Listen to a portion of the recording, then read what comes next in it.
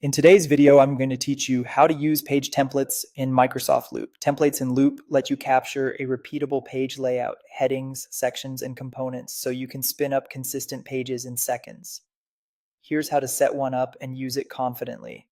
Start by opening Microsoft Loop in your browser and navigating to the workspace where you want this to live.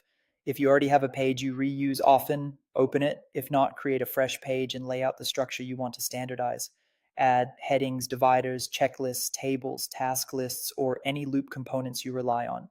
Replace any real project names, dates, or sensitive details with neutral placeholders like project name, due date, or owner so those carry into the template.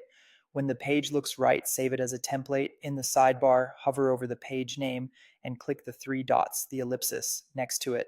From the menu, choose Save Page as Template. Loop will open a dialog so you can give this template a clear, descriptive name. Pick something your team will instantly recognize, for example, including the function or scenario it supports. Short, consistent names make templates easier to find later. Confirm by selecting Save as Template. This locks in the current structure and content as a reusable starting point. If you notice anything you don't want baked in, like one-off notes or personal info, go back, adjust the page, and save again to keep it clean.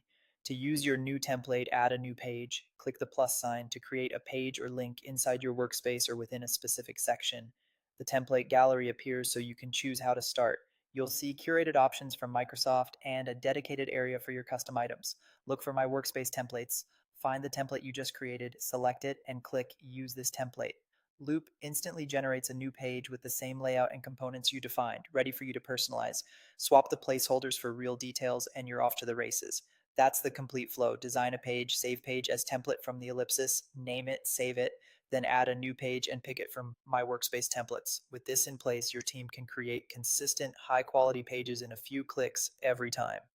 For ongoing consistency, agree on a simple naming pattern and keep placeholder text brief so teammates know exactly what to fill in.